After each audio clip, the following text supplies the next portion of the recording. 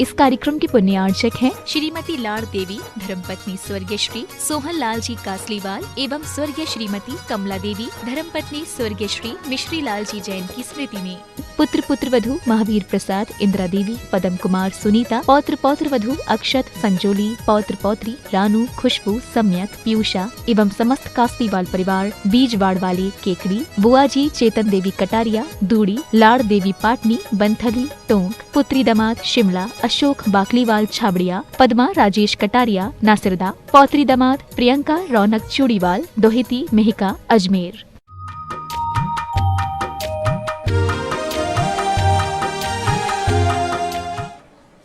नमो अरिहन्ताणं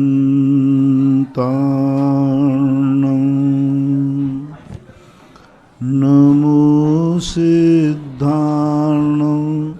नमो आयर्याणं नमो वज्रायाणं नमो लोये सवशाहूर्णं।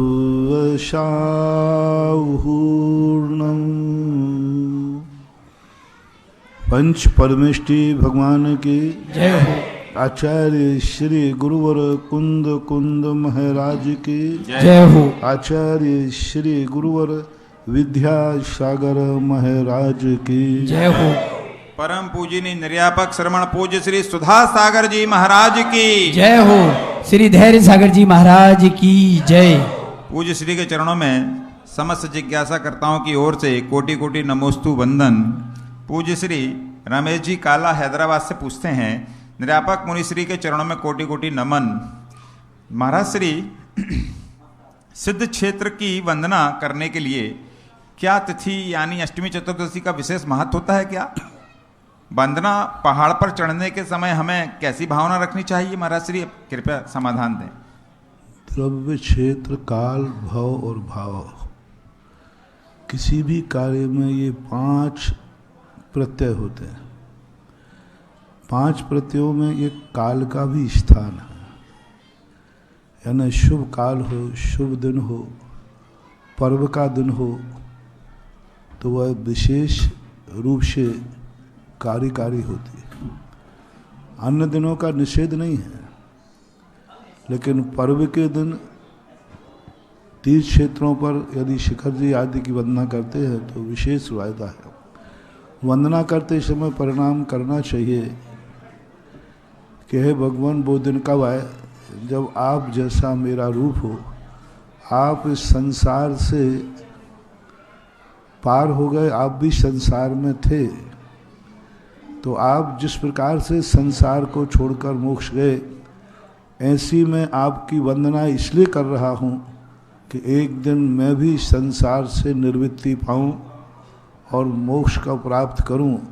क्योंकि हमारे यहाँ एक सूत्र है, वंदे तद्गुण लब्धे। जिन गुणवानों की हम वंदना करते हैं, एक दिन वैसे ही गुण हमारे अंदर प्रकट हो जाते हैं। ये सम्यक दृष्टि की वंदना में और नमस्कार में ऐसा ही भाव आता है, आना चाहिए। तृप्ति तुसांग जैन खतौली उत्तर प्रदेश से नमोस्तु महाराज जी। महाराज श्री मंदिर जी में जहाँ मूलनायक भगवान विराजमान होते हैं उसे गर्भगृह क्यों बोलते हैं? कल बता दिया था, कल भी यही प्रश्न आया था। अच्छा। श्रीमती चंदा जैन आष्टा से परम पूज्य आराध्य गुरुदेव के चरणों में नमन। महाराज श्री आचार्य भगवान श्री कुंदकुंदाचार्य का विदेह गमन किस कारण कैसे हुआ? साक्षात सीमंदर स्वामी के दर्शन एवं वाणी का क्या फल प्राप्त हुआ? कोई ऐसा उचित प्रमाण तो मिला नहीं, लेकिन किंवदंती है। पूज्यवर जयसेन स्वामी महाराज ने पंचास्त्रिकाय ग्रंथ की टीका में ऐसी किंवदंती कहकर के संकलन किया कि ऐसा लोग कहते हैं। अब उसका पूर्ण निर्णय उस समय हो जिस समय पूज्यवर कुंदकुंद स्वामी स्वयं उल्लेखित करते या उनके समकालीन आचार्य उसका उल्लेख करते, तो एक अनायास ही ऐसी किंवदंती है कि जब उन्होंने एक दिन बहुत विशुद्धि भाव से विराजमान थे वो, तो उनको सीमंदर भगवान को नमोस्तु करने का भाव आया और बड़े भक्ति से उन्होंने सीमंतर भगवान को नमोस्तु किया और हे भगवान आप मुझे आशीर्वाद दें। तो ऐसा वहाँ की वाणी में समाधि रस्तु या कोई भी आशीर्वादात्मक वचन वहाँ के गणधर परमेष्ठी ने सुना। तो उन्होंने कहा भगवान आज हमारे समोषण में तो इस समय किसी ने आपको नमोस्तु किया ही नहीं, फिर आपने आशीर्वाद किसको दिया? तब बताते हैं सीमंदर भगवान की वाणी में आया कि जम्बू द्वीप के भरत क्षेत्र में आर्य खंड में एक महान आचार्य कुंद स्वामी हैं, उन्होंने भक्तिपूर्वक नमस्कार किया। इस प्रकार का ये शब्द आया। तो कौतूहलवश वहाँ के लोगों ने कहा कि ऐसा कौन है भरत क्षेत्र में जहाँ तीर्थंकर नहीं है और आज भी ऐसे भावलिंगी संत हैं? तो एक विद्याधर अपनी विद्याओं के माध्यम से कुंद स्वामी को वहाँ उठाकर ले गया समोषण में। अब वहाँ तो 500 धनुष की काया थी और 500 धनुष की काया में तो कितना सा बहुत बड़ी काया होगी, लगभग 3000 फीट की। अब 3000 फीट लगभग जिनकी काया हो उसमें 6 फुट का आदमी कहाँ लगेगा? 3000 फुट में 6 फुट कहाँ लगेगा? मुझे नहीं दिखता कि पंजे को भी पार कर पाए। तो वहाँ पर लोग हथेली पर रख करके वो कहते हैं हे भगवान क्या यही ये मनुष्य की आकृति का यही कीड़ा है जिसको आपने आशीर्वाद दिया? तो उन्होंने कहा कि अरे ये कीड़ा नहीं है, वहाँ के मनुष्यों की अवगाहना ऐसी है, ये परम भावलिंगी संत हैं जो अपने आत्मा का कल्याण। तब वहाँ के सारे लोगों ने उनको एलाचारी की उपाधि दी। एलाचारी का लगा, एला यानी छोटा, इलायची होती ना इलायची, छोटे का नाम एला। तो विदेह क्षेत्र में वहाँ के लोगों के सामने बहुत छोटे नजर आए, इसलिए उनको एलाचार्य नाम से कहे जाने लगे। ऐसी कई बातें उनके संबंध में आती हैं। ऐसा मन सोनू जैन हरदा से नमोस्तु महाराश्री संसार में जीवन का अंतिम सत्य क्या है और आध्यात्मिक दृष्टि से अंतिम सत्य क्या है? अंतिम सत्य ही अंतिम सत्य है। जो भ्रम है, जो मिथ्या है, उनको सब निकालते जाइए तो अंत में सत्य बचेगा। सत्य कोई आहार से आने वाला नहीं, सत्य कोई अलग से कोई वस्तु नहीं है। सत्य तो वस्तु का स्वरूप है। जो कुछ भी दिख रहा है सब कुछ सत्य है, सब कुछ सत्य है। असत्य तो कुछ होता ही नहीं, क्योंकि असत्य का उत्पाद नहीं होता और सत्य का कभी विनाश नहीं होता। तो जो है सब सत्य है, बस अपेक्षा लगाना है। ये आपके सामने क्या है? घड़ी है। तो ये घड़ी असत है कि सत्य है? बोलो, है घड़ी है तो घड़ी की अपेक्षा घड़ी है। सब कुछ सबके देखो तो सब कुछ सत्य है। अब सत्य में और सत्य में अंतर है। सत्य अलग चीज, सत्य तो अस्तित्वमान है। जहर भी सत्य है, जहर असत्य नहीं है। नरक भी सत्य है, पाप भी सत्य है, क्रोध आदि भाव भी हैं, ये कहीं गए नहीं है। नरक भी है, ठीक है, और पाप भी हैं दुनिया में अनादिकाल से, सब सत्य है। अब इनमें आप पूछ सकते हैं सत्य क्या है? सो सत्य वही कहलाता है जो हमारे लिए सुपर कल्याणकारी होता है, अपने और पर के लिए दोनों के लिए हितकारी होता है, वह सत्य कहलाता है। सत्य में भी सत्य को खोजना है। सत्य महाव्रत नहीं होता मुनियों का, सत्य महाव्रत बोलता है, वो होता है। सत्यवाणी नहीं होती है, सत्यवाणी होती है। जो सत्य से प्रकट हो, सत्य से शायद जिसका अस्तित्व हो, उसको बोलते हैं सत्य। जो हमें सत्य के ज्ञान करा दे उसको बोलते हैं शत। ऐसा डॉक्टर मगन जैन, आष्टा मध्य प्रदेश से। परम पूज्य आराध्य गुरुदेव नमन। पूज्य श्री, गति और आगति हम कैसे समझें, इसका निर्धारण कैसे होता है? कारण से होता है। विद्यार्थी अपनी परीक्षा कॉपी में से बता देता है कि मैं फेल होऊंगा कि पास होऊंगा। अच्छे विद्यार्थी वो नंबर लिख करके बता देते मेरे इतने नंबर आएंगे, 1 नंबर कम नहीं हो सकता, बढ़ नहीं सकता। तो अच्छे आदमी जो होते हैं वे अपनी गति का पता कर लेते हैं। हमारे मन ने कभी बुरा किया ही नहीं है तो हमारी दुर्गति क्यों होगी? हमने कभी बुरा बोला ही नहीं है तो दुर्गति क्यों होगी? हमने कभी बुरा सुना ही नहीं है तो हमारी गति कैसे होगी? अपने आदतों की, अपनी क्रियाओं के आधार पर व्यक्ति स्वयं निर्णय करके घोषणा कर देता है कि मैंने अपने जीवन में कभी बुरा किया नहीं, इसलिए मेरा बुरा हो ही नहीं सकता। बेईमानी से नहीं, अंतर चेतना से। और उसकी गवाही होती है जब कोई व्यक्ति मरता है तो घर वाले रो रहे हैं, इससे अच्छे व्यक्ति का लक्षण नहीं है। पड़ोसी रो रहा है कि नहीं? घर वाले तो, हर व्यक्ति, डाकू भी जब मरता है तो उसके घर वाले रोते हैं क्योंकि कमाई का साधन चला गया। पड़ोसी रो रहा है कि नहीं?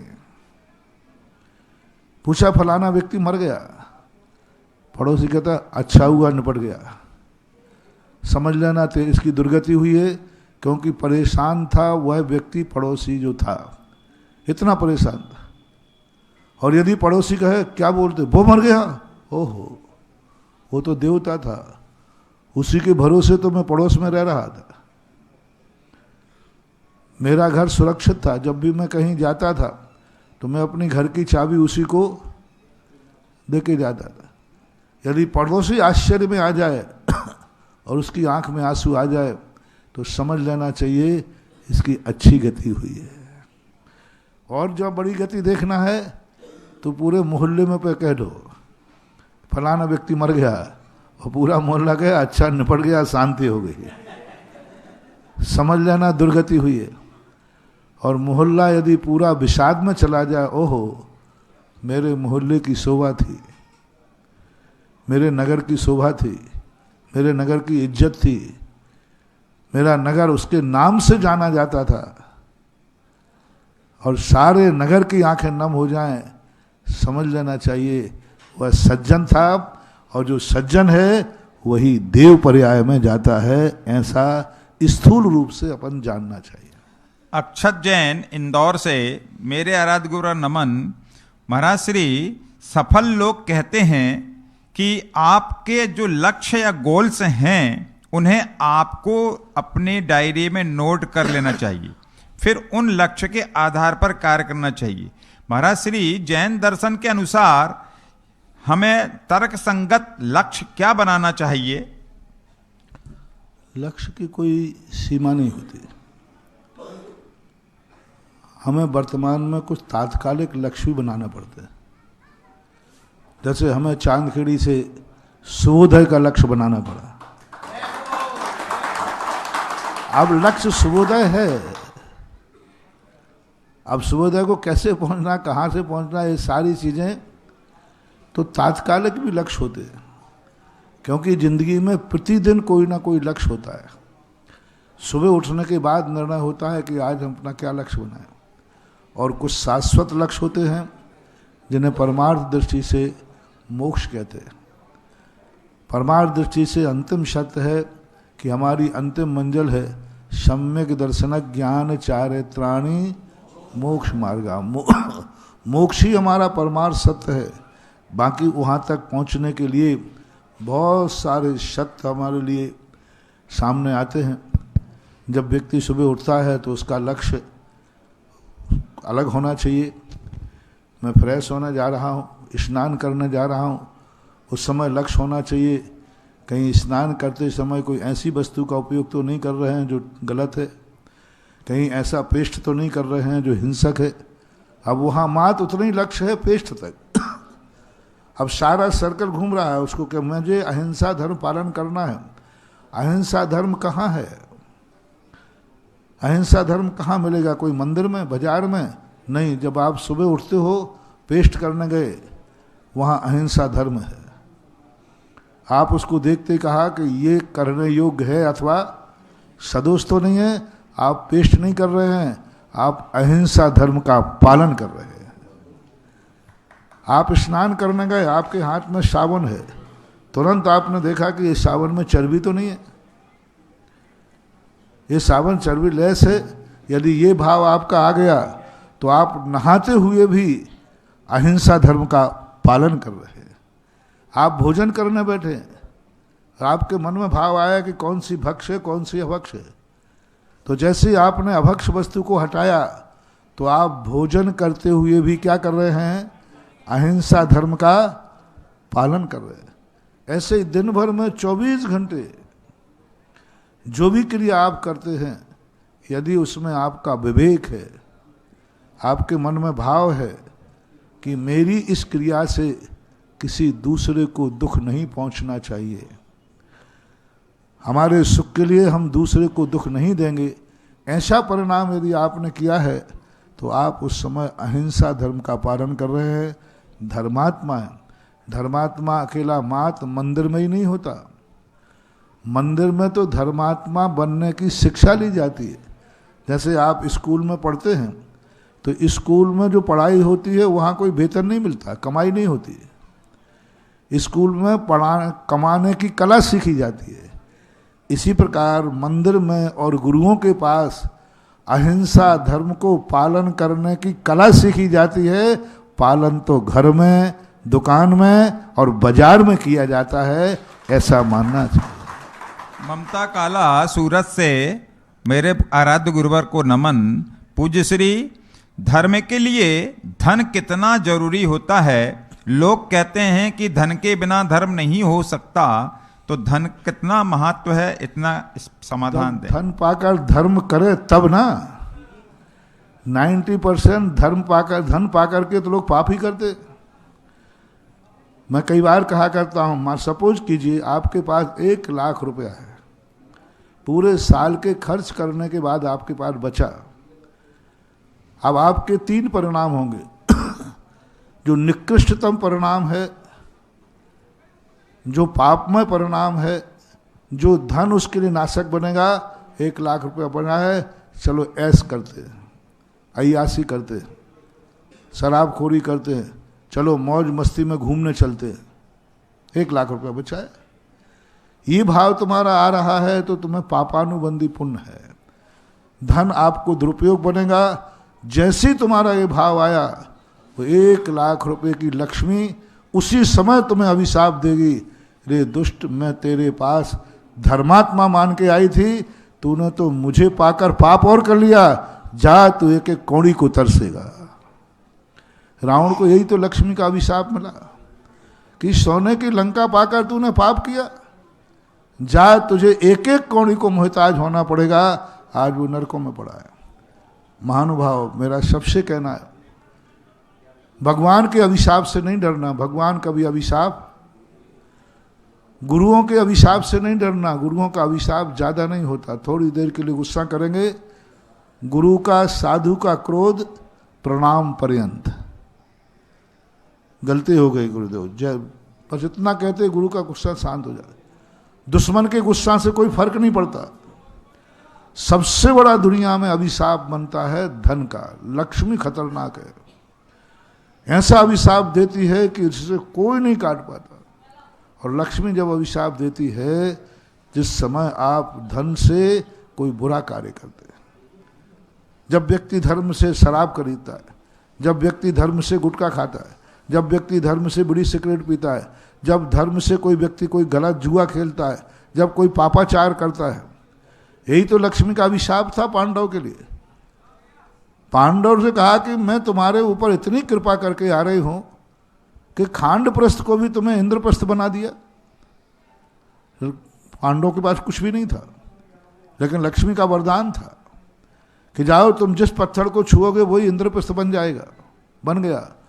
और तुमने इस इंद्रप्रस्थ के लिए जुए पे लगा दिया, जाओ तुम्हें एक एक कौड़ी को मोहताज होना पड़ेगा। 12 साल तक पांडवों को लक्ष्मी का अभिशाप भोगना पड़ा। इसलिए आप लोग, धन है आपके पास, उसका दुरुपयोग नहीं करें।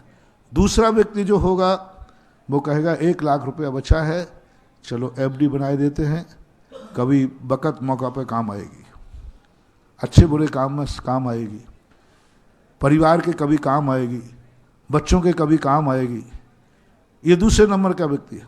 और ऐसा करने वाला व्यक्ति जब करेगा तो लक्ष्मी उसे अभिशाप नहीं देगी। लक्ष्मी ने कहा इसकी ज़रूरत है। तीसरा व्यक्ति कहेगा कि जब 1 लाख रुपया बचा है अपने खर्च करके, तो इस 1 लाख रुपये को किसी परमार्थ के खाते में लगाओ।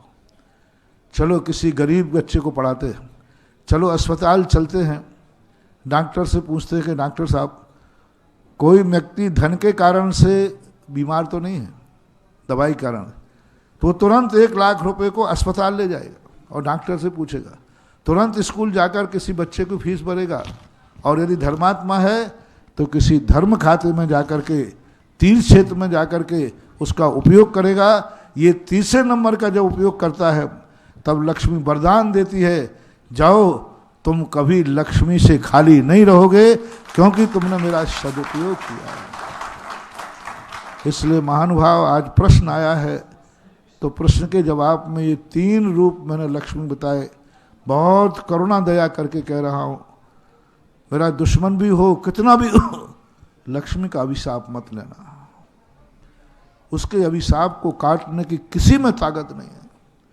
दुनिया में आज तक कोई मंत्र नहीं बना जो लक्ष्मी का धन का अभिशाप को काट दे। इसलिए धन बुरा हूँ भला कहिए, आप पूजन में पढ़ते ना, धन बुरा भी है और अच्छे कार्य में लगाओ तो धन पाकर के धन जैसा कोई बुरा नहीं और धन जैसा कोई भला नहीं। आप गृहस्थों में अच्छे कार्य भी करोगे तो कब करोगे? जब 2 रुपया होगा।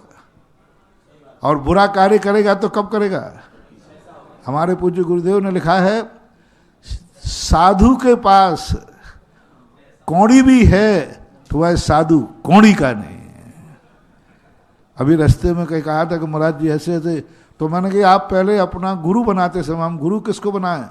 पहले देख लो इस साधु के पास कौड़ी तो नहीं है, धन दौलत तो नहीं है। जिस साधु के पास कौड़ी भी है वो साधु कौड़ी का नहीं, और जिस श्रावक के पास कौड़ी नहीं है वो श्रावक कौड़ी का नहीं। तो तुम्हारे लिए तो कौड़ी यानी धन चाहिए, तुम्हारी शोभा धन से है, लेकिन धन का उपयोग और सदुपयोग विचार करें।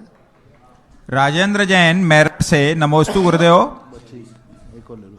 पूज्य श्री, कर्मों को समय से पहले उदय में लाकर कैसे खिलाया जाता है? क्या श्रावक भी यह निर्जरा कर सकते हैं? कर सकते।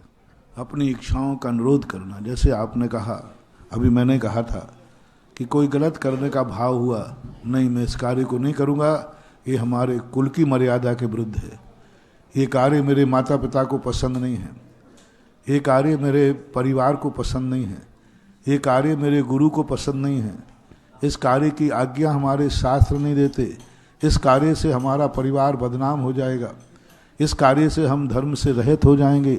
ऐसा परिणाम करके उस गलत कार्य को जब व्यक्ति छोड़ता है या नहीं करता है, उस समय उसके लिए कर्मों की भारी निर्जरा हो जाती है। ये मान के छोड़ता है, करने की इच्छा है, कर सकता है, समर्थ है। 3 बातें। एक तो व्यक्ति कर नहीं पा रहा है, करने में समर्थ नहीं है।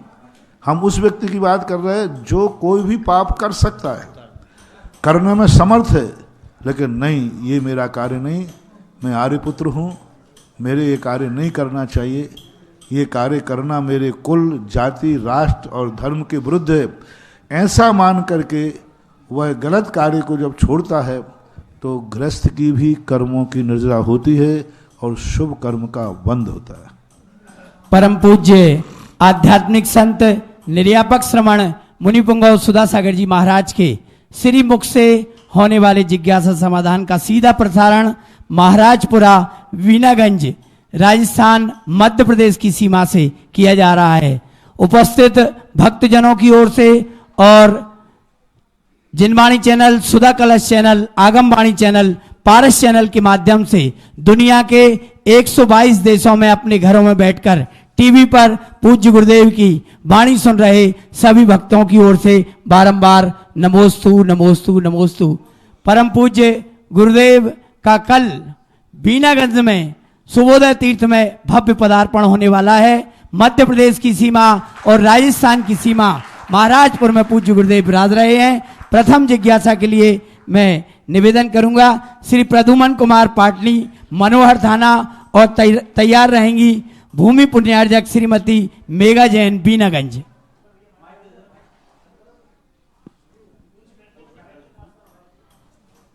परम पूज्य गुरुदेव के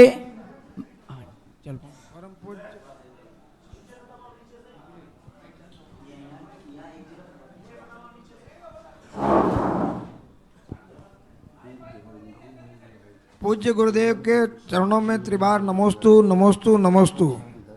महाराज श्री, मेरी जिज्ञासा है कि सांसारिक बंधनों में जकड़े रहते हुए ऐसा कौन सा प्रयास करें जो जीवन भर सद्बुद्धि एवं निर्मल विचार बने रह सकें।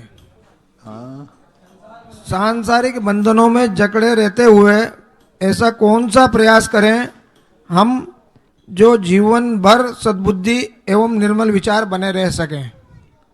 मंदिरों को बनाए इसके लिए जाते हैं। मंदिरों में जाकर के जिसके लिए मंदिर बनाए गए उनका उसका उपयोग कीजिए, दर्शन कीजिए, अभिषेक कीजिए, स्वाध्याय कीजिए, तो आपकी सद्बुद्धि बनी रहेगी।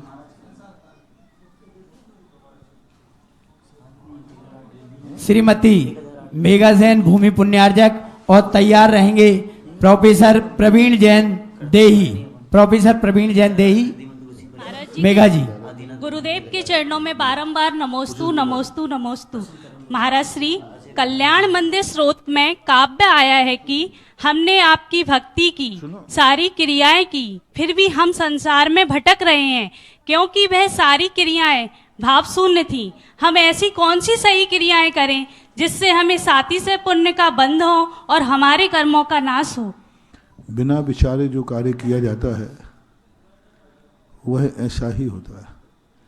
यदि हम अच्छी तरह विचार करके उसके हानि लाभ को यदि समझ करके कोई कार्य करें तो हमें यह नहीं करना पड़ेगा कि हमारी क्रिया भाव शून्य होती है। भाव शून्य क्रिया वही है जब व्यक्ति दूसरे की देखा सेखी करता है, भय से करता है, लोभ से करता है, मोह से करता है। धर्म कर रहा है लेकिन डर के कारण कर रहा है, नहीं करूँगा तो पता नहीं क्या होगा। नमस्कार कर रहा है लेकिन डर के कारण का नहीं करूँगा तो अभिशाप न दे दे।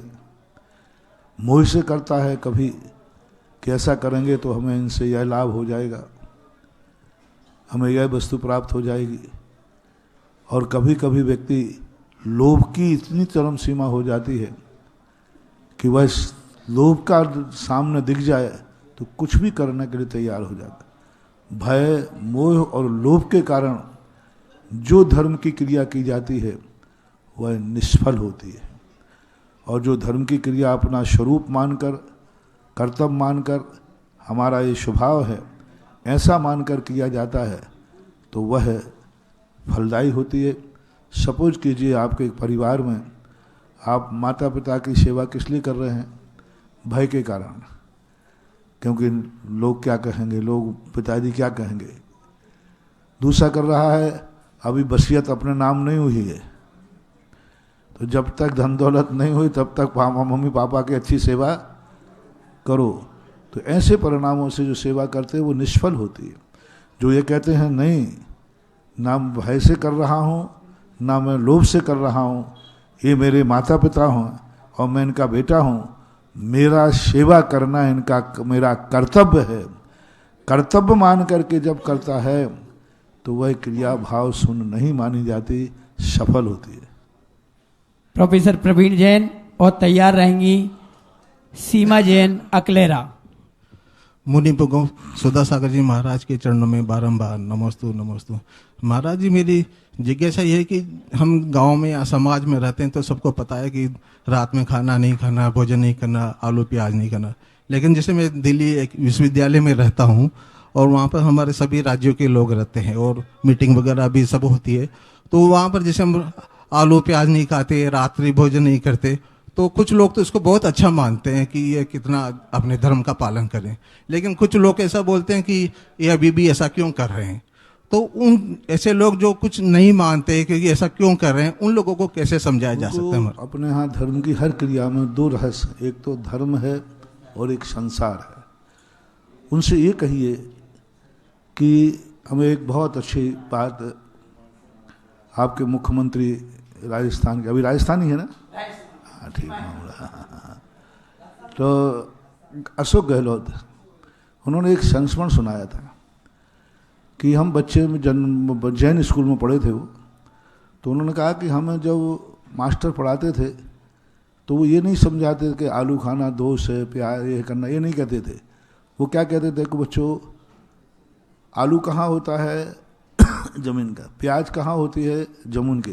और ज़मीन के अंदर कीचड़ होता है, गंदगी होती है, वो वस्तु अंधकार में रहती है, ऑक्सीजन कम मिलती है। तो तुम आलू प्याज खाओगे तो तुम्हारे पैर तो मजबूत होंगे लेकिन बुद्धि ठस होगी, यानी तुम मजदूर बनोगे। ताकत तो खूब आएगी, ताकत, लेकिन बुद्धि। और उनका ऊपर का एप्पल खाओगे तो प्रकाश में रहता है, ऑक्सीजन मिलता है, वो जिंदगी में कभी गंदगी को छूता नहीं है। तो जो ऊपर के फल पाएंगे उसका ऊपर का हेड बहुत अच्छा होगा, बहुत अच्छे इंसान बनोगे, बहुत बढ़िया तुम्हारी बुद्धि होगी, क्योंकि वो प्रकाश में, जो स्वयं प्रकाश में रहता है उसको जो खाएगा उसको प्रकाशमान मिलेगा। धरती के अंदर की वस्तु खाओगे तो अंधकार में रहती, तुम्हारी जिंदगी अंधकार में होगी। और ऊपर का तो आप इस ढंग से भी समझा सकते। आज भी वो आलू प्याज नहीं खाते, बोले जब भी कोई बात आती वही ध्यान आती कि बुद्धि। आज मुख्यमंत्री होकर के वो आलू प्याज नहीं खाते, लहसुन नहीं खाते, जमीन के अंदर की वस्तु को वो दूर करते, वो कहते नहीं। बोलो उस समय का ये संस्कार बैठा हुआ। अब उन्होंने उनको धार्मिक दृष्टि से नहीं समझाया, अब आप वैज्ञानिक दृष्टि से समझाएं। आप समझा सकते हैं कि ऊपर का फल कितना शुद्ध है, ऑक्सीजन ले रहा है कि नहीं, प्रकाश ले रहा है कि नहीं, गंदगी से दूर है। ऊपर के फल खाने से एक मनोवैज्ञानिक भौतिक दृष्टि से भी हमारे लिए लाभकारी है। और एक जमीन के अंदर रहने वाला फल अंधकार में है, कीचड़ में है, गंदगी में है, जो सारी जिंदगी गंदगी में रहा वो तुम्हारे लिए क्या अच्छाइयाँ देगा। ये तरीका। दूसरा तरीका उनसे कह सकते हैं, धार्मिक दृष्टि ये है कि हिंसा का कोई भी वस्तु जब अपनी ज़मीन से खोदेंगे, गीले से आएगा, हमें बहुत सारी उसके पेड़ को मिटाना पड़ता है। पेड़ मिटता है तब कहीं जाकर के वो फल आकर के लेता है। प्याज का आप उखाड़ेंगे, पूरा पेज आपको उखाड़ना पड़ता है, पूरा पेज खत्म हो जाता है। लेकिन ऊपर का जो फल तोड़ते हैं तो क्या पेड़ को खत्म करना पड़ता है? नहीं। जमीन के अंदर की जो भी वस्तु है वो सब जड़ें हैं, प्याज एक जड़ है। तो जब भी कोई भी जड़, मूली है, गाजर है, जो कुछ भी है, पूरे पेड़ को मिटा करके प्राप्त होती है कि पेड़ सुरक्षित रहता है? पूरा पेड़ मिटाना पड़ता है। हाँ, एक बात। दूसरा, ऊपर का फल जो है पूरे पेड़ को मिटाता है कि केवल फल देता है? तो बस ऊपर का फिर इसलिए हिंसक है कि तुम्हें फल भी ले लेते हो और पेड़ को सुरक्षित बचा रहता है। पूरा पेड़ सुरक्षित है, आपने सीधा फल तोड़ लिया, ये हिंसक है, ये परोपकारी है। तो इस ढंग से भी आप अपनी शैक्षणिक योग्यता को देख करके अपना सकते हैं। जितने भी ऊपर के फल हैं ये कभी पूरे पेड़ को नष्ट नहीं करते। फल आप तोड़ लीजिए, फल अगली साल भी फिर वही पड़ जाएगा। और लेकिन नीचे के फल ने तो पूरे पेड़ को ही जड़ से समाप्त कर दिया, यानी कितना बड़ा अनर्थ किया। एक फल के लिए हमें पूरे पेड़ को नाश करना पड़ता है। इस प्रकार और भी अनेक ऐसे पॉइंट आप दिए जा सकते हैं। एक आपको सिंबॉलिक दिया। नमस्ते। आज परम पूज्य गुरुदेव का मनोहर थाना राजस्थान की सीमा नगर में प्रवेश हुआ और छपते छपते कहते हैं जैसे पूज्य गुरुदेव का वहां से बिहार हो रहा था, उसके कुछ मिनट पहले ही हमारी चंद्रोदय तीर्थ क्षेत्र कमेटी के अध्यक्ष श्री हुकुम जी काका, महामंत्री नरेश जी वैद और सभी लोग बैठे। तो वहां संत सुधा सागर संत शाला का निर्माण की घोषणा चंद पलों में हो गई और उसके पुण्यार्जक बनने का सौभाग्य मिला। श्रीमान सुरेंद्र कुमार जी, राजेंद्र कुमार जी, जिनेन्द्र कुमार जी, जिन्होंने एक एक कक्ष की घोषणा की है, इन परिवारों का नाम ले रहा हूं। श्री विराग जी, पराग जी, अनुराग जी, सक्षम जी, पाटनी परिवार। दूसरे नाम श्री विनोद कुमार जी, सराफ, संतोष जी, चित्रा जी, मुस्कान जी, दिव्यांश, और ये सराफ परिवार जो कोटा से है, इन्होंने वहां संत निवास के लिए सबसे पहले घोषणा करी और भूमिका बनाई। उनका बहुत धन्यवाद। यहाँ उपस्थित हैं तो वहीं से आशीर्वाद ले लें। पूज्य गुरुदेव का उन्हें आशीर्वाद मिल रहा है। तीसरे कमरे के लिए श्री इंद्र कुमार, अभिषेक जी, शुभम जी, राधा जी, ईसित समस्त पाटनी परिवार। चतुर्थ कक्ष के लिए श्री प्रदुमन कुमार, प्रवीण कुमार, अरुण जी, श्रेयांश जी, पाटनी परिवार। श्री अगले कक्ष के लिए श्री अरविंद कुमार जी, राकेश जी, राहुल जी, अंशुल जी, श्री पवन कुमार जी, अनुत्तर जी, पुष्पेन जी, अर्जित जी, प्रसन्न जी, परक जी, पाटनी परिवार ने संतशाला में अपनी कक्षों की घोषणा की है। और कुछ ही क्षणों में वहां गुरुदेव की सानिध्य में चर्चा हुई तो मंदिर में नवयुवकों ने उत्साह दिखाया और मंदिर की विशाल शिखर के निर्माण का संकल्प भी लिया। इसके साथ ही इन युवाओं ने 1,11,000 की राशि के साथ अपने नाम यहाँ निवेदित किए हैं। श्री अभिषेक जी, श्वेता अभिषेक जी, पाटनी, श्री परी अंशुल जी, सोनी, श्री वर्षा आकाश जी, सोनी, श्री श्रेयांश पाटनी, अनुराग पाटनी, राहुल जी, छाया जी, कपिल जी, अग्रवाल, धर्मा, साथ ही आदि सेवा, आदि सोनी, आपने और देशांत जैन, आपने भी 1,11,000 रुपए की राशि के साथ शिखर निर्माण का संकल्प लिया है। आपके उत्तम भावों की बहुत बहुत अनुमोदना, बहुत बहुत शुभकामनाएं। जिज्ञासा रखेंगी अमिता जैन और तैयार रहेंगे अजय जैन, बीनागंज।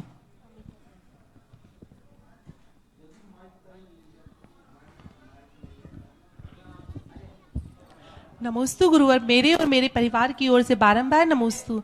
महाराज श्री, कभी कभार अभी हम घर में परिवार में रहते हैं तो अपशब्द निकल जाते हैं बच्चों से, परिवार में किसी से भी, फिर बाद में पश्चाताप होता है, फिर उसका क्या फल मिलता है? देखो, एक बार निकल जाए तो माफ हो जाए, दूसरी बार निकल जाए तो थोड़ा क्षमा किया जाए, और तीसरी बार आदत ही बन जाए तो कहाँ तक गलती करते जाओ, आई एम सॉरी प्लीज। तो गलती की भी एक सीमा होती है। यदि गलती आदत ना बन जाए, गलती यदि अनायास हो जाती है, भावावेश में हो जाती है, क्रोध में हो जाती है, तो माफ़ किया जाता है। लेकिन कुछ गलतियां आदत बन जाती हैं, उस गलतियों के व्यक्ति इतना हैबिचुअल हो जाता है कि वो उसके तो फिर माफ़ होने का सवाल नहीं उठता, फिर तो उसे दोष लगता ही है। कितना भी पश्चाताप हो महाराज श्री, पश्चाताप कितना भी हो, पश्चाताप, बार बार पश्चाताप की कोई सीमा होती है। व्यक्ति हर अपराध करने के बाद पुनः जेल में जाए तो फिर अंत में कोर्ट आदेश देता है इसको जेल से बाहर ही नहीं मत जाने दो,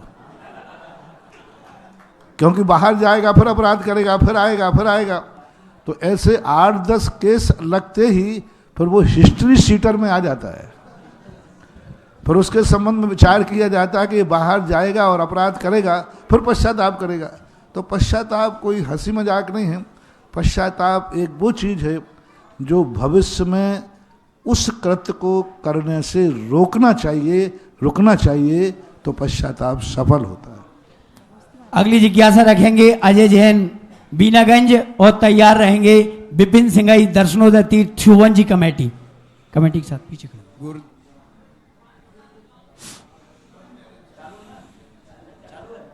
हेलो, गुरुदेव के श्री चरणों में मेरे और मेरे परिवार की ओर से और सुबोधय तीर्थ कमेटी की ओर से कोटि कोटि नमोस्तु नमोस्तु नमोस्तु।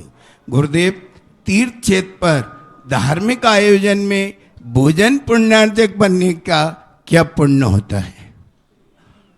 भोजन पुण्यार्जक का तो बहुत बड़ी चीज़ है। हमने एक बार बताया था कि अतिथि समभाग कहलाता है। दान 3 प्रकार का होता है। एक उत्तम पात्र को दिया जाता है, एक मध्यम पात्र को दिया जाता है, और एक जघन्य पात्र वो है जो अपने भगवान और गुरुओं के दर्शन करने आते हैं, उनको यदि वो आहार कराता है तो वह भागी अपने भक्त को, एक अपना रिश्तेदार आता है, शादी ब्याह होते हैं, इष्टजन आते हैं, तो उस समय आप लोगों का भाव। इसी प्रकार भगवान के यहाँ 1,00,000 बारातियों को भोजन कराना और एक तीर्थ पर भगवान के भक्त के एक व्यक्ति को भोजन कराना, जय हो जय हो जय हो। 1,00,000 व्यक्ति को बारात में तुमने भोजन कराया। उन्होंने भोजन करके क्या किया, भोजन करने के पहले क्या किया? और जो तुम्हारे तीर्थ पर आया है उसने पहले भगवान की भक्ति की, बाद में भगवान की भक्ति करेगा। 1,00,000 बारातियों का तो वो तो मैंने 1,00,000 बोल दिया, तुलना तो है ही नहीं। और एक व्यक्ति को भोजन कराया कि आज ये मेरे भगवान का, आज ये मेरे गुरु का दर्शन करने आया था, आज इसने गुरु की भक्ति की, आज इसने मेरे भगवान का दर्शन किया। और एक व्यक्ति का तो उसके तो लाखों का भी, क्योंकि वहाँ तो पुण्य बंध तो है ही नहीं, वो तो एक व्यवहारिकता है, एक मोह और राग का प्रतीक है। लेकिन एक व्यक्ति को भी यदि अपने क्षेत्र में कभी ले गए, ओम शांति।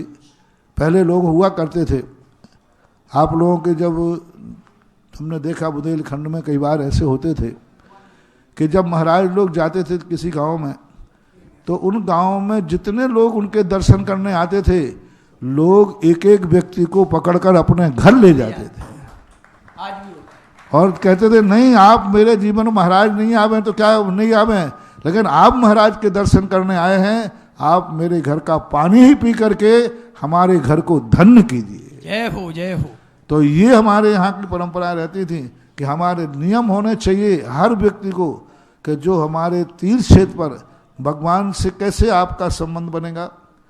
जब भगवान के भक्त आपके तीर्थों पे आए, गुरुओं के भक्त आपके यहाँ आए, उस समय लोग कहें कि नहीं हम भगवान के भक्तों को मैं जीवन करूँगा, तो 1,00,000 व्यक्ति की बारात और एक व्यक्ति का भोजन इतना महत्वपूर्ण होता है धर्म तीर्थों पर और धार्मिक कार्यों को में भोजन व्यवस्था में दान देने वाले का पुण्य और महिमा।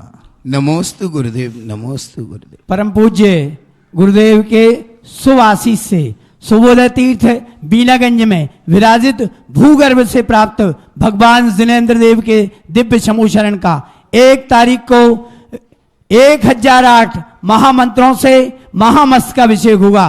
परम पूज्य गुरुदेव ने जो अस्य क्षेत्र थुवंजी में बैठकर रिद्धि मंत्र बनाए थे, उन 1008 रिद्धि मंत्रों से प्रथम महामस्तकाभिषेक व महाशांति धारा का सौभाग्य उस पुण्यशाली श्रावक को मिलेगा जो अपना नाम, पूज्य गुरुदेव अक्सर कहा करते हैं कि माल देखकर राशि बोलना तो सभी बोल देते हैं, या उपस्थित होकर राशि बोलना अलग बात है, लेकिन महिमा सुनकर जो ऐसा पुण्य का अर्जन करता है वह अतिशयकारी पुण्य होता है। ऐसे महाभिषेक को 11 कलश की राशि से जो भी करना चाहे वह हमारे नंबर लाइव में चल रहे हैं, आप अपने नाम प्रस्तुत कर सकते हैं। आज प्रथम शांति धारा के साथ 108 रिद्धि मंत्रों से 1,11,000 रुपए की राशि के साथ अपना नाम प्रस्तुत किया है श्री टीटू भाई, राजेंद्र कुमार जी, हैप्पी, राजा जैन, पीयूष, श्रीमती संगीता रानी, वज्रंग ट्रांसपोर्ट परिवार कुमराज ने, और इनके सम्मान के लिए मैं चंद्रोदय। साथ ही दूसरा नाम आया है श्री अरविंद कुमार जी, राकेश जी, राहुल जी, अनायासी, अंशुल जी, अंकुश जी, अनुज जी, जैन, सोनी परिवार, मनोहर थाना ने भी 108 रिद्धि मंत्रों के साथ महाशांति धारा करने का सौभाग्य प्राप्त किया है। इनके सम्मान के लिए मैं चंद्रोदय तीर्थ चांदखेड़ी कमेटी के अध्यक्ष श्री हुकुम जी काका, महामंत्री नरेश जी व शुभोदय तीर्थ के अध्यक्ष डॉक्टर विमल जी व अजय जी से अनुरोध करूंगा इनका सम्मान करें। 11 कलश की राशि के साथ जो सौभाग्य लेगा उसे प्रथम कलश भूगर्भ से प्राप्त भगवान आदिनाथ स्वामी की दिव्य प्रतिमा पर प्रथम कलश, प्रथम महाशांति धारा और 1008 रिद्धि मंत्रों से महाशांति धारा करने का सौभाग्य मिलेगा। परम पूज्य गुरुदेव के ओम शांति। देखो 1 तारीख 1 जनवरी मैंने पहले ही कहा कि इस दिन 3-4 शुभ कार्य मिल रहे हैं। पहला कार्य तो है 1 जनवरी है तो सबके लिए शुभ मानते हो। दूसरा कार्य 1 जनवरी इस बार चतुर्दशी के दिन पड़ रही है। तीसरा शनिवार के दिन पड़ रही है। और चौथा शुभ लक्षण है, तालियां नहीं, सुनो पहले पूरी बात सुनो, नहीं तालियों में उड़ा दूंगा। चौथा लक्षण है शुभोदय तीर्थ क्षेत्र पर पड़ रही है। जय हो जय हो। 4 योग हैं और 1 जनवरी यानी शुभ तिथि, नौमी चौथ चतुर्दशी पड़े शनिचर का बार, एक काम के साधते सदै अनेकों काज। जय मैंने हो। कहा है कि इस बार 1 जनवरी से शनिवारी 14 के दिन 1 जनवरी शुरू हो रही है। यह साल में कितने भी अभी आपदाओं की स्थिति बनेगी, लेकिन अपन उन सब को पार करके भारत विजयी प्राप्त करेगा। चाहे भले ही कितनी भी अभी कोरोना की, ओमिक्रॉन की बहुत सारी चर्चाएं चल रही हैं, लेकिन इस साल हमारे लिए बहुत शुभ संकेत, यानी कितना भी कहर कर रहे हैं, लेकिन वह कहर हमारे जीवन के लिए त्रासदी, जैसे कि अभी 1 साल पहले कोरोना कहर रहा, बड़े बड़े परिवार उजड़ गए, सब परिवारों को बहुत हुआ, लेकिन अब इस साल कुछ अच्छे लक्षण दिख रहे हैं, शुभ लक्षण दिख रहे हैं। और उसमें भी 1 जनवरी शुभोदय तीर्थ क्षेत्र की होगी, उसमें यानी ऐसे 4 शुभ लक्षण हो, उसमें उसको सबसे पहले, और वो भी मूर्तियां कौन सी, 5वां तो भूल ही गए। सबसे बड़ा अतिशय जो है, हजारों साल पुरानी भूगर्भ में जमीन में रखी हुई मूर्तियां हमें प्राप्त हुई हैं, ऐसी भूगर्भ स्थित मूर्तियों का भी है। 5 अतिशयों के साथ में 1 जनवरी को पहला कलश और पहली शांति धारा किसको करना है, वो महत्वपूर्ण है, वो उसके लिए बोलो। 11 कलश की राशि से यह महामांगलिक सौभाग्य, नए वर्षों में 5 महामांगलिकों के अवसर पर पूज्य गुरुदेव के श्री मुख से हमने जैसा सुना, यह सौभाग्य पुण्यशाली भाग्यशाली परिवार के, और 6वां सौभाग्य आप सब भूल गए, परम पूज्य गुरुदेव के श्री मुख से पूरे परिवार का नाम, जिसे हम तरसते हैं, बस यही कामना करते हैं, ऐसी मंगल भावनाओं के साथ जिन्हें अपना नाम प्रस्तुत करना हो, बहुत शीघ्रता से जो टेलीविजन स्क्रीन पर आपके नाम चल रहे हैं, उन नंबरों पर जाकर आप सूचना प्रेषित कर सकते हैं।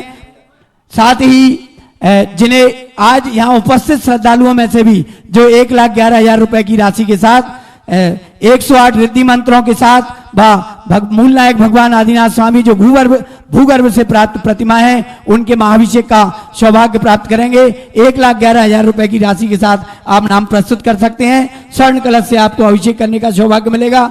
दूसरा 51,000 रुपए की राशि के साथ आप महाशांति धारा रजत कलश के साथ, और 21,000 रुपए की राशि के साथ ही 11,000 रुपए में शांति धारा करने का भी सौभाग्य शुभोदय तीर्थ पर आप दे सकते हैं। बहुत सारे नाम आ रहे हैं, ऑनलाइन नाम आ रहे हैं, खाते में पैसे जमा हो गए, आपका नाम भी नहीं है, यहाँ सूचना भी नहीं है। जिन्होंने राशियां डाल दी हैं, उनसे मेरा करबद्ध निवेदन है, अपने नाम की सूचना या हमारे कार्यकर्ताओं को, पदाधिकारियों को दे दें कि आपने राशि डाल दी है, जिससे कि आपके नाम शांति धारा में आ सकें।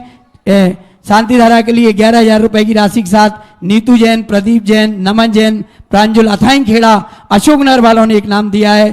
श्रीमती बिमला, मनोरमा जी, वैभव जी, मीनू जी, धर्मेंद्र जी जैन सूरत ने भी एक नाम प्रस्तुत किया है।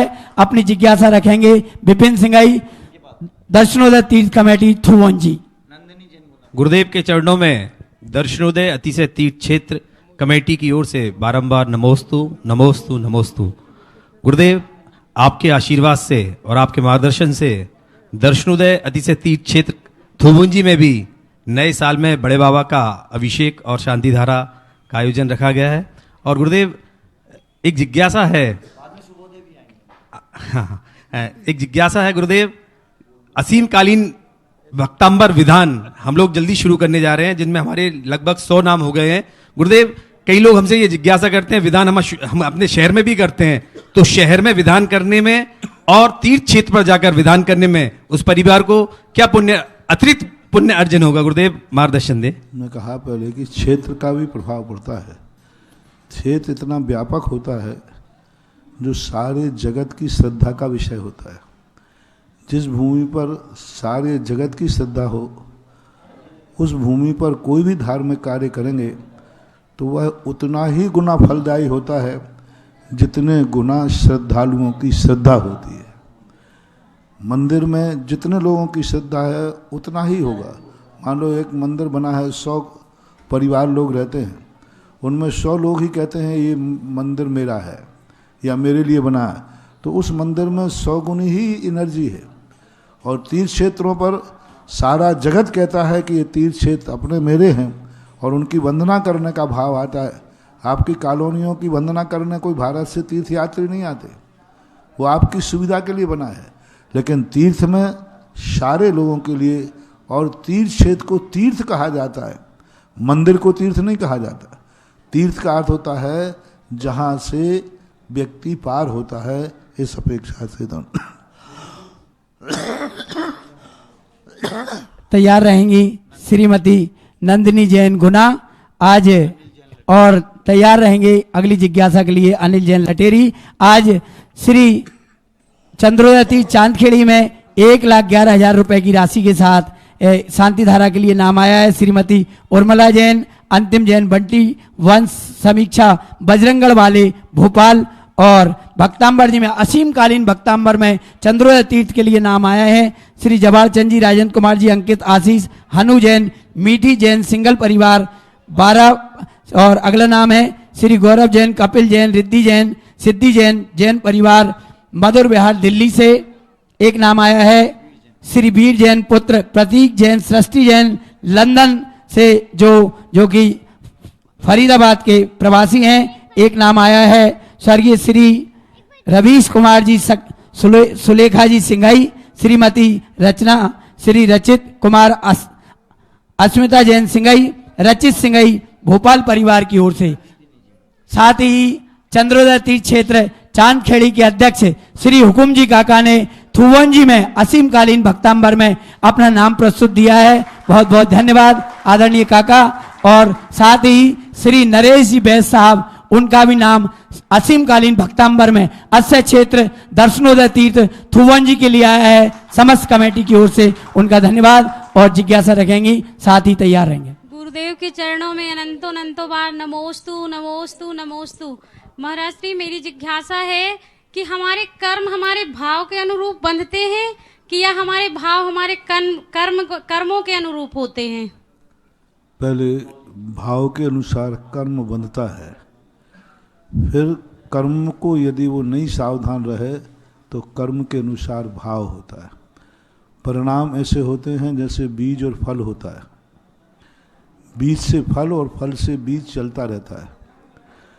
बीज बोया है तो फल आएगा, लेकिन फल के बाद बीज होगा ऐसा कोई नियम नहीं है। हम बीज को नष्ट कर सकते हैं।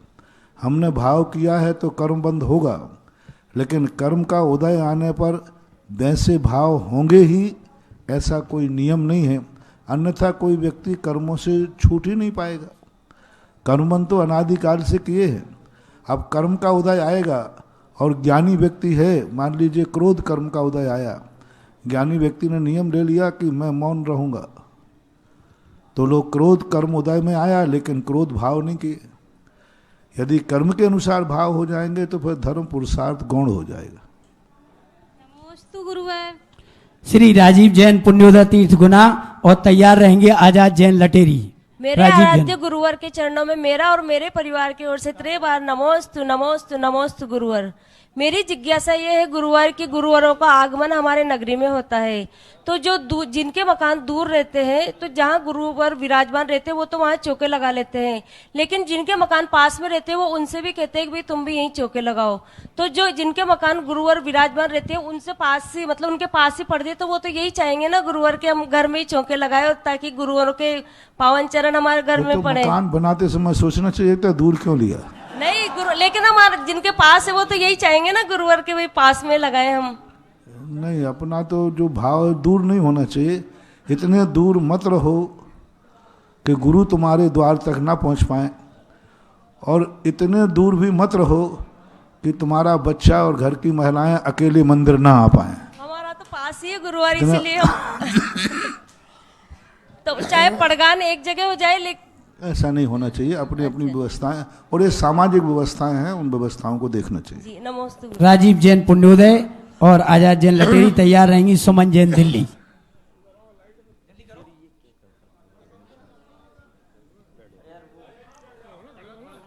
राजीव बोलो ना। राजीव जी को बोलना। अच्छा, गुरुवर के चरणों में त्रैवार नमोस्तु। महाराज श्री, हम लोग लटेरी से आए हैं और आपको लेवाने के लिए आए हैं। तो हमारे यहाँ मंदिर जी तो हैं, लेकिन पीछे कुछ जगह हमने बाद में और क्रय की है, खरीदी है, तो उसमें निर्माण कार्य होना, जिसका शिलान्यास होना। तो साधु कोई तुम्हारा ब्याही जी तो नहीं कि अटैच उठाओ चल दो। अब साधु तो जब जैसा होगा निमित्त। हाँ चलिए, बोलिए क्या जिज्ञासा क्या है? जी महाराज जी, हमारी ये जिज्ञासा है कि अभी हमें 2-3 दिन पहले अध्यक्ष पद सौंपा गया है, जिसकी जिम्मेदारी हमको निभाना है। तो कमेटी और हम महाराज जी कैसे निर्वाह करें जिससे जैन धर्म की प्रभावना भी हो और सर्वांगीण विकास हो। जिस उद्देश्य से आपको कमेटी ने बनाया है वह एजेंडा पहले होना चाहिए। समाज से पूछना चाहिए हमें आपने अध्यक्ष किस लिए बनाया है, तो वो समाज खुद बताएगी कि मुझे इसलिए बनाया है कि आप इस कार्य के योग्य हैं। तो जिस उद्देश्य से समाज तुम्हें बनाती है उस उद्देश्य को पूरा करना ही तात्कालिक निर्वाचित व्यक्ति का कर्तव्य होता है। श्री सुमन जैन दिल्ली और तैयार रहेंगे। मनीष जैन, मनीष बरखेड़ा, मंगलवार मंडल।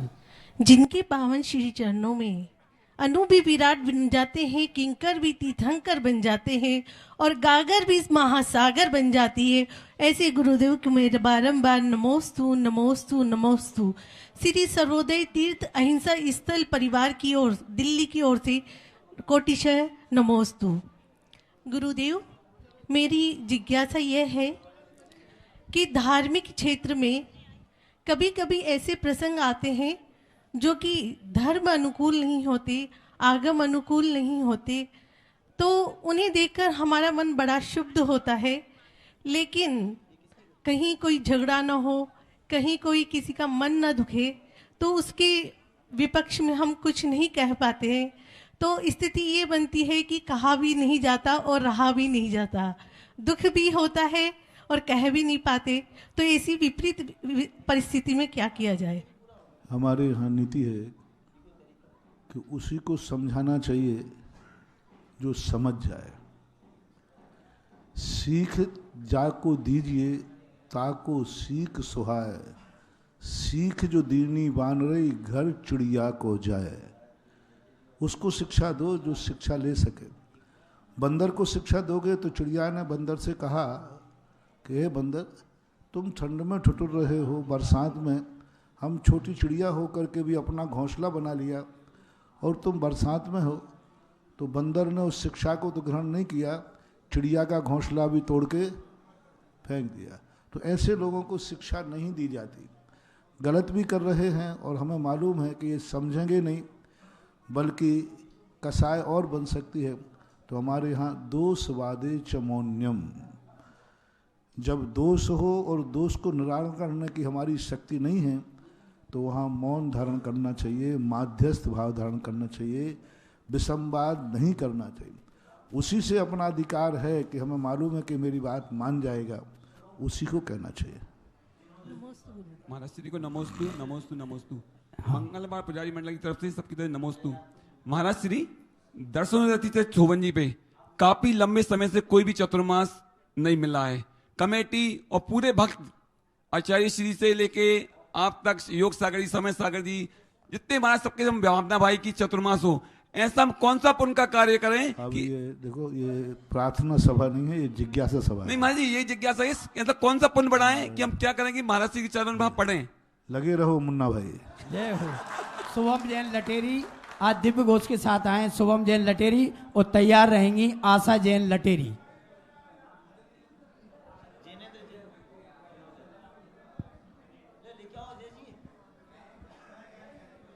दल के साथ खड़े हो जाओ पूरे,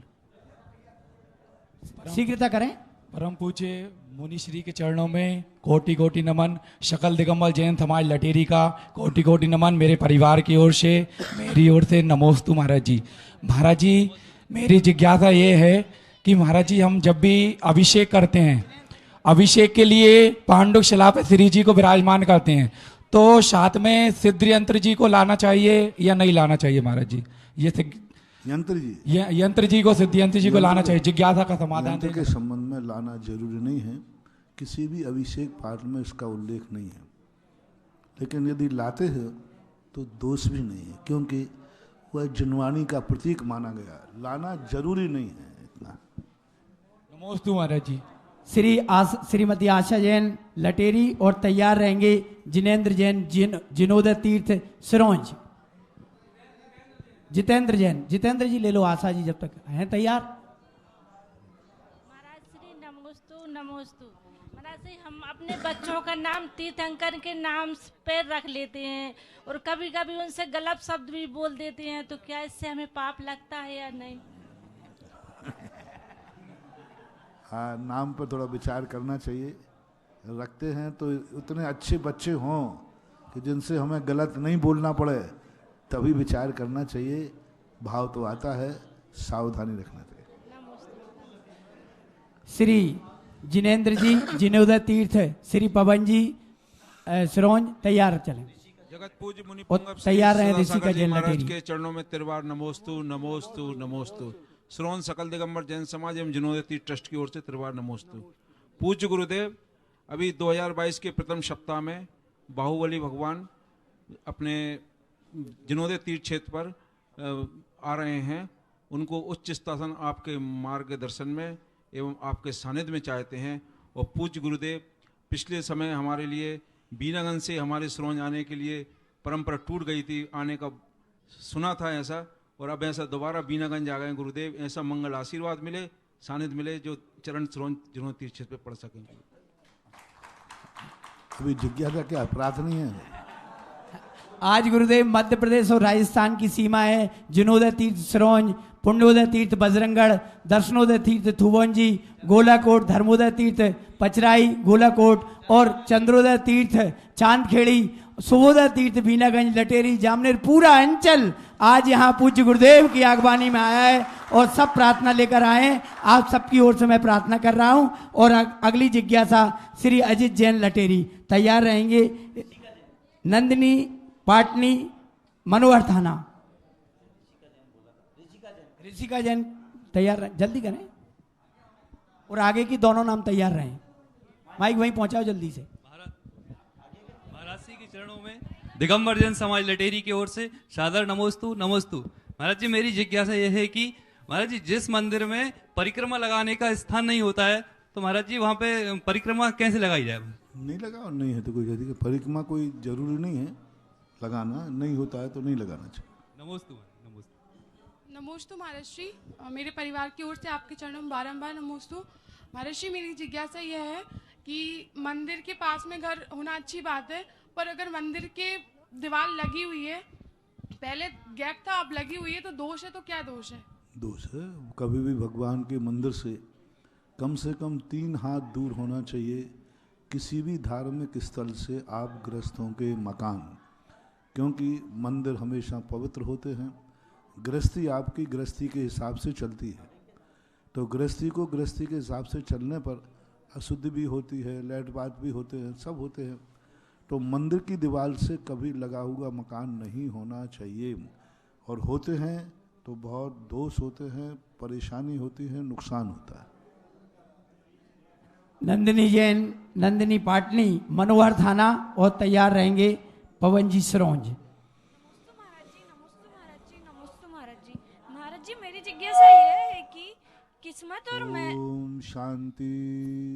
बोलिए, क्या मुझे समझ है? जिज्ञासा बोलिए फिर से। महाराज जी, मेरी जिज्ञासा यह है कि किस्मत और मेहनत। सावधान रहें, आप समझे बात को। पूरा विश्व देख रहा है आपको। आप लोगों की अनुशासनहीनता ये कोई साधारण लाइफ नहीं है। पूरे विश्व में, अमेरिका न्यूयॉर्क में भी वो जाके सुन रहे हैं, वहाँ पर सारा विश्व देख रहा है, और आप लोग इस प्रकार आवाज कर रहे हैं। पिंडर ऑफ साइलेंस, कोई आवाज नहीं करे। महाराज जी, मेरी जिज्ञासा यह है कि किस्मत और मेहनत एक सिक्के के दो अलग अलग पहलू है या एक ही पहलू है? जैसे कि महाराज जी, कोई आदमी कड़ी मेहनत करता है, बहुत मेहनत करता है, लेकिन उसको सफलता नहीं मिलती, लेकिन हाँ समझ गया।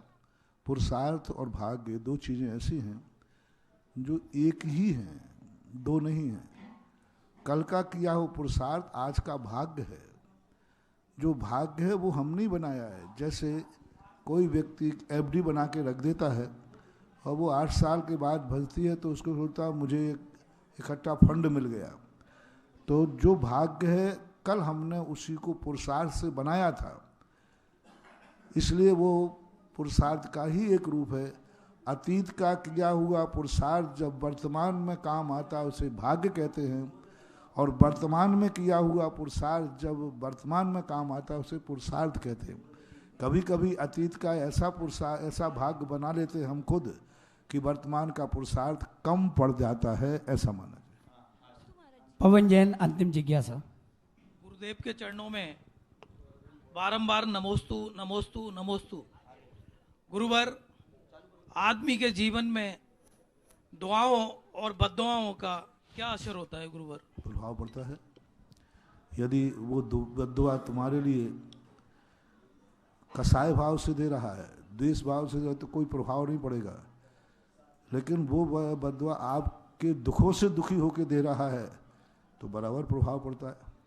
अच्छा व्यक्ति यदि आपके मोह भाव से दे रहा है तो उतना प्रभाव नहीं पड़ता, और अच्छे भाव से दे रहा है तो पड़ता है। दुआ बद्दुआ का प्रभाव पड़ता है। इस पर कई बार मैंने कई दिनों तक प्रवचन भी दिए हैं अभी चांद खड़ी के अंदर। इस कार्य